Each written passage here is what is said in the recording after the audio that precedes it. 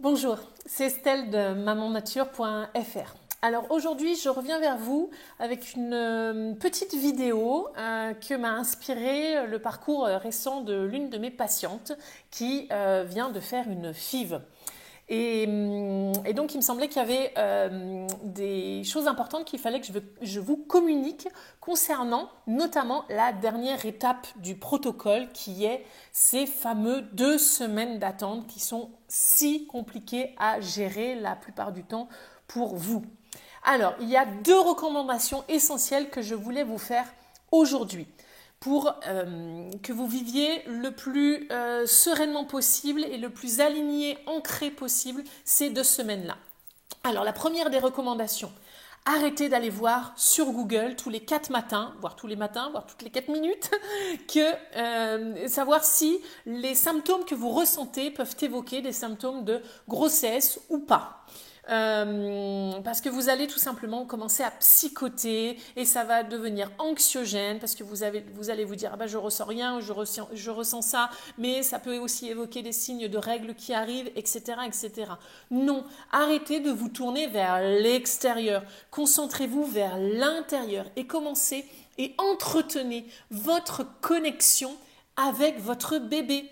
C'est déjà présent, il faut impérativement tisser les liens dès les premiers instants de vie in utero de votre embryon pour l'aider à bien s'implanter.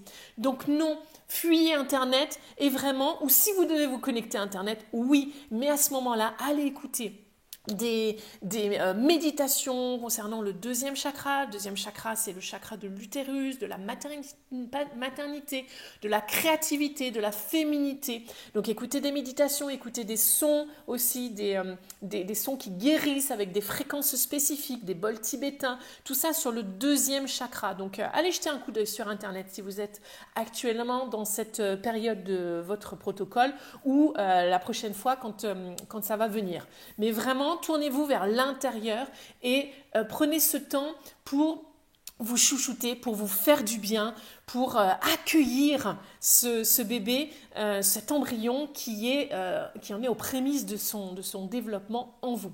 Donc très important, première des recommandations.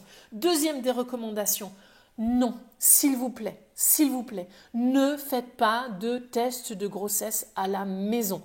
J'ai l'expérience de quelqu'un que je connais à vous transmettre qui a fait justement ce test à la maison et qui pensait qu'elle n'était pas enceinte.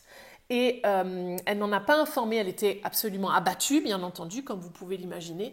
Elle n'en a pas informé son équipe médicale. Elle n'a pas répondu aux appels, elle était vraiment au fond du trou. Et quand même, au bout de quelques jours, donc elle a arrêté toutes ces médications en cours pour soutenir la grossesse, etc. Et donc, au bout de quelques jours, elle a quand même daigné répondre aux appels incessants de l'équipe médicale. Et là, on lui a dit, venez vite faire un test de grossesse, parce que venez vite faire un test de grossesse en dosage de bêta-HCG, bien entendu, donc la fameuse prise de sang, parce que les tests de grossesse à la maison, donc avec les fameuses 2 petites bandes où je suis enceinte, je ne suis pas enceinte, ne sont pas toujours ni précis, voire même suffisamment fiables. Donc, il est impératif d'aller faire une prise de sang. Et vous le croirez ou vous le laisserez, elle a fait cette prise de sang et elle était enceinte alors qu'elle était convaincue qu'elle ne l'était pas puisque son test de grossesse, sa petite bandelette là, lui avait dit que non. Et Dieu merci, heureusement, elle a été remise sous médication. Et donc, ça lui a permis de maintenir son début de grossesse et de poursuivre ensuite sa grossesse. Donc, arrêtez ça également. Donc, soyez ancrés, sereine, faites des choses qui vous nourrissent de l'intérieur, cultivez la joie, la bonne humeur, de cultiver la joie du cœur, ça permet de faire fleurir l'utérus. Donc c'est tout ce dont on a besoin, faire affluer le sang vers l'utérus pour nourrir ce petit embryon qui est en train de se développer pour qu'il s'accroche parfaitement bien. Donc faites tout ça. Respirez aussi, bien entendu, pour vous ancrer, pour vous aligner, il faut respirer. Donc faites des exercices de respiration, 1, 2, 3 fois par jour, la cohérence cardiaque, 3 fois 5 minutes par jour. Faites ces petites choses qui peuvent vraiment vous accompagner pour que vous viviez le plus en paix possible. Ces 2 semaines d'attente qui, je le sais et je le comprends et je compatis complètement avec vous, ne sont pas toujours très faciles à gérer.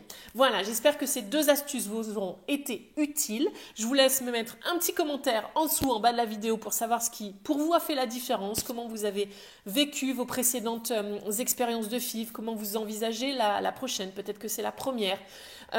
Voilà, donc n'hésitez pas à nous laisser un petit commentaire sous la vidéo. Merci également de mettre un petit pouce vers le haut si vous avez apprécié cette vidéo et pensez à télécharger-la juste dans le lien de la description. Je vous rajoute le lien vers votre cadeau, mes 5 secrets, vraiment mes 5 plus beaux secrets de naturopathe pour accompagner votre fertilité. Allez vite les télécharger, en plus il y a un bonus, il y a une astuce inédite, je suis sûre que ça va vous être utile. Voilà, je vous remercie d'avoir suivi cette vidéo et je vous dis à très bientôt. Au revoir.